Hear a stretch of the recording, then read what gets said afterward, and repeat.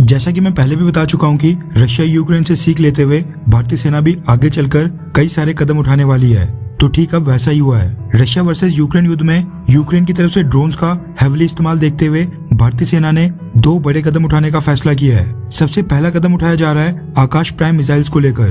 दरअसल पिछले कुछ सालों से देखा जा रहा है कि युद्ध के दौरान अब सेनाएं ड्रोन्स का हेविली इस्तेमाल कर रही हैं। फिर चाहे इंटेल गैदरिंग के लिए सर्विलांस ड्रोन्स हों या फिर अटैक करने के लिए इस्तेमाल किए जाने वाले कॉम्बैट ड्रोन्स हों।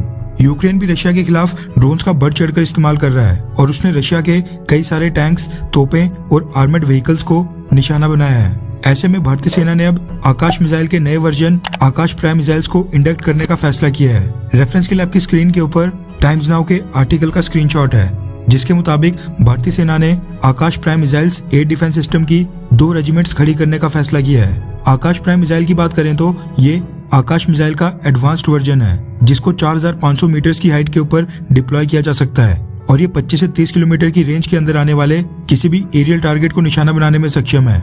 ये मिसाइल खास तौर पर हाई एल्टीट्यूड और वेरी लो टेम्परेचर के ऊपर बहुत ही उम्दा रिजल्ट्स देने के लिए जानी जाती है और खास तौर पर इसी मकसद से डेवलप की गई है। इसलिए ये अनुमान लगाया जा रहा है कि आकाश प्राइम मिसाइल्स की रेजिमेंट को सबसे पहले चाइना के साथ लगती लद्दाख, LAC और नॉर्थ ईस्ट के राज्यों में हाई एल्टीट्यूड रीजन्स में ही डिप्लॉय किया जाएगा। रिसेंटली इंडियन आर्मी की साउदर्न और वेस्टर्न कमांड ने आकाश प्राइम मिसाइल की बहुत ही एक्सटेंसिव टेस्टिंग की थी और आर्मी इस मिसाइल से बेहद खुश है, जिसके बाद ही इसकी 2 रेजिमेंट्स खड़ी करने का फैसला किया है। ये तो चलो थी एनिमी देशों के ड्रोन्स को मार गिराने की तैयारी, लेकिन अपने ड्रोन्स की फ्लीट को मजबूत करने के लिए भी भारत ने पिछले कल एक बहुत ही बड़ा कदम उठाया है। ड्रोन वॉरफेयर से संबंधित दूसरी खबर निकल कर आ रही है द ट्रिब्यून इंडिया के हवाले से, जिसके मुताबिक भारतीय सेना ने अब हिमालयाज यानी हाई एल्टीट्यूड एरियाज के लिए ड्रोन की मांग की है। रिपोर्ट्स के मुताबिक डिफेंस मिनिस्ट्री भारतीय सेना के लिए स्मॉल साइज्ड सर्विलांस ड्रोन्स को एक्वायर करने जा रही है, जिनको क्वाडकॉप्टर्स भी कहा जाता है। रिपोर्ट के मुताबिक डिफेंस मिनिस्ट्री ने ड्रोन्स के इंडियन वेंडर्स यानी भारतीय कंपनियों को सिलेक्ट करके उनको रिक्वेस्ट फॉर इंफॉर्मेशन डॉक्यूमेंट जारी कर दिया है, जिसके मुताबिक भारतीय सेना के लिए 2 किस्म के सर्विलांस ड्रोन्स परचेज किए जाएंगे।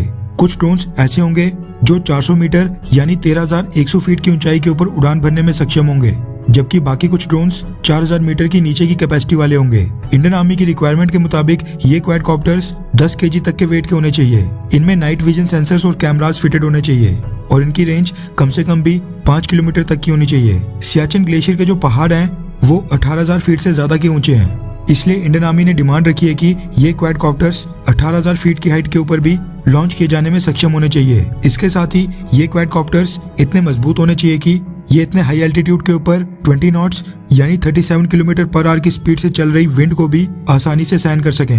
ये जो 2 दिन के अंदर 2 बड़ी अपडेट निकल कर आ रही हैं, ये साफ दर्शाता है कि इंडियन आर्मी रशिया यूक्रेन युद्ध से सीख लेकर चाइना के खिलाफ अपने आप को पूरी तरह से रेडी करने में लग गई है। क्वाडकॉप्टर्स तो चलो ठीक है, लेकिन हमारा मानना है कि भारतीय सरकार को भारतीय सेना के लिए बड़ी संख्या में कॉम्बैट ड्रोन्स परचेज करने चाहिए, जो एनिमी देश के ग्राउंड टारगेट्स जैसे कि Conway, tanks, armoured vehicles, missile defence system को निशाना बनाने में सक्षम हो।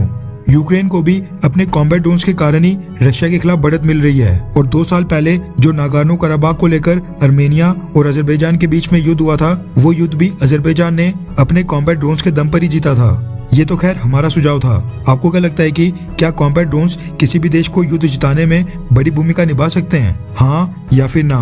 नीचे कमेंट करके अपनी राय जरूर बताएं।